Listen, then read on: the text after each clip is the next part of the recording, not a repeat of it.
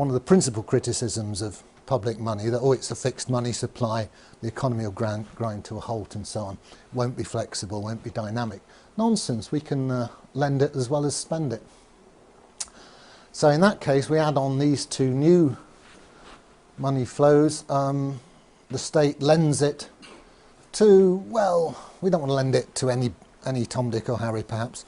We want credit-worthy, what we might call principal borrowers. Typically a bank. And the banks could perhaps participate in reverse auction. The state could say, well, here's 100 billion new money, we're going to lend it to the best bids. Okay, you guys submit your IOUs and we'll choose the best one. So it's a nice free market way of doing it. It has a side effect that wholesale interest rates are set by the market and so on. So don't get fazed by people saying that our money supply is fixed and inflexible. There's other ways of doing it. Obviously the state can lend zero interest to public infrastructure projects as well. I'm just highlighting this because it's something I've been discussing with Bill Still, who's on the libertarian ticket, and he wants some free market answers to meet his critics. Right, here's a basic operation. It's how the banks make their profit, among other ways. It's the main way they do it. So banks have this neat way of adding numbers to your loan. You know, you take out a £100,000 mortgage and you look at it in a few months' time, and if you've not been meeting all your payments, it's suddenly 101,000. Conversely, all the people who are making deposits with the bank, they get some interest added to their accounts. Not much these days, and the difference between what's added to loans, what adds to the bank's assets, and what's added to the customers' deposits, which increases the bank's liabilities, that's called the spread, and gives the bank a lot of its gross profit. It also, of course, charges fees and all sorts of other little niggly ways of getting money out of you. But basically the interest rate spread is their business model. The bank, as we've seen, have operating costs, same as everybody else, leaving a net profit. And this net profit is then distributed, some of it to the shareholders, some is retained, and banks, as they go on year after year retaining profits, that increases that shareholders' capital account on the balance sheet. The bank gets more valuable to its shareholders. So here's a schematic of what happens to a balance sheet when the customer pays interest to the bank. Here's the balance sheet before assets. Remember that's all the loans and so on. Liabilities, all the customer's deposits. Here's a customer with some money in the bank. Unfortunately, the bank now is demanding that money from him as interest, and he pays it.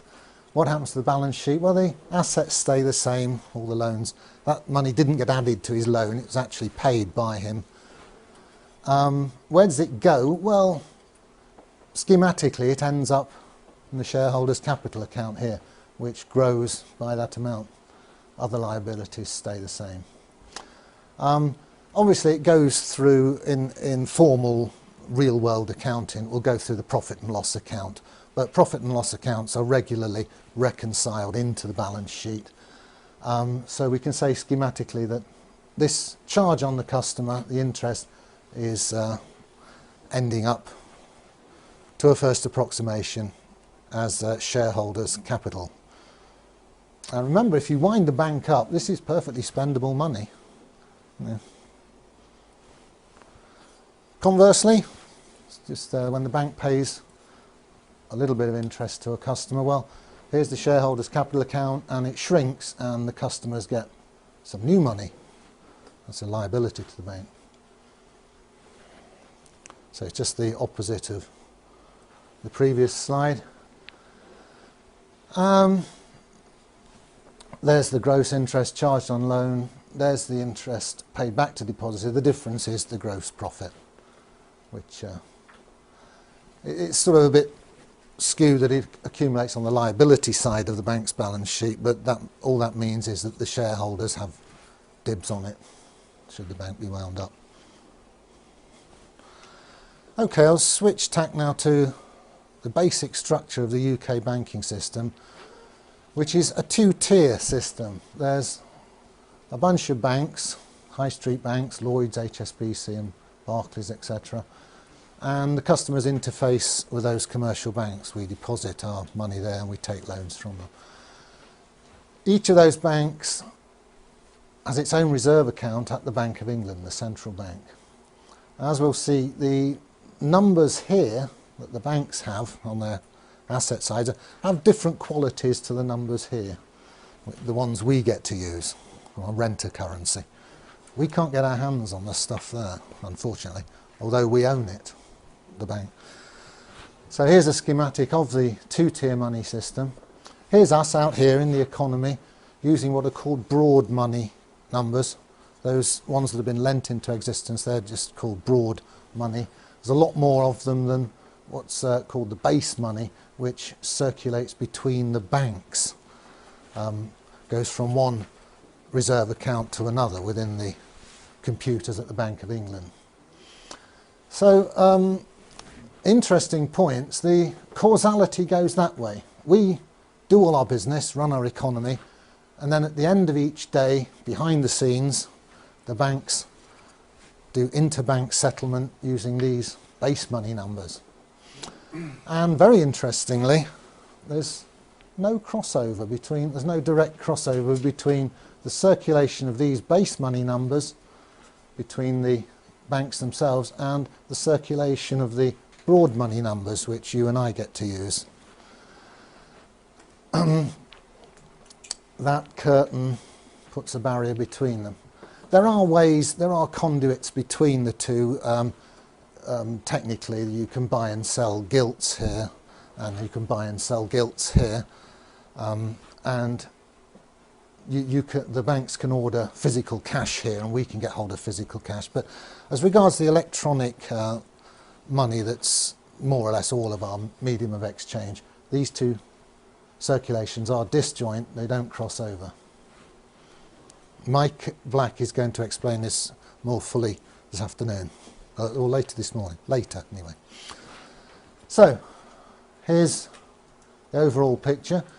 There's the money numbers that we use. They come in and out of circulation as loans are taken out and repaid. Ambiguity, are they money or credit? Well, you can always have a good argument about that.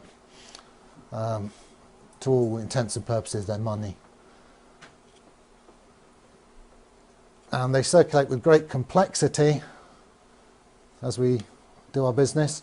And then basically at the end of each business day, the huge number of money transfers of this sort of broad money is settled by net transfers of this sort of base money.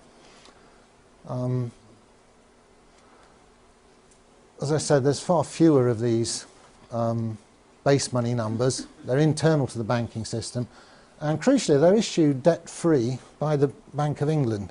It's been doing quite a lot of that lately with quantitative easing. The more money numbers you have in this part of the system, the more easily the banks can settle their differences at the end of each day, because they don't always actually transfer the numbers to each other. Sometimes they have to lend them to each other, and of course then you've got to trust that the bank you're lending to is going to pay you back, and if they look a bit shaky, you're a bit more reluctant to lend to them. So it's quite complicated what goes on here, the inner workings of the system. I like to think of it like this. Because of the disconnect between the two circulations, we're almost moving to a system where we the people, the users, get to use these funny money numbers, and the guys running the system are settling up between themselves at the end of each business day using these other numbers. And there's getting to be such a disconnect between them, they might as well be using Smarties to settle up, because their game is to make a very good living by making the rest of us use their funny money numbers. And we gradually, since the Second World War, we've moved incrementally into this, what's now a scam. I think I'll leave it there then and take questions.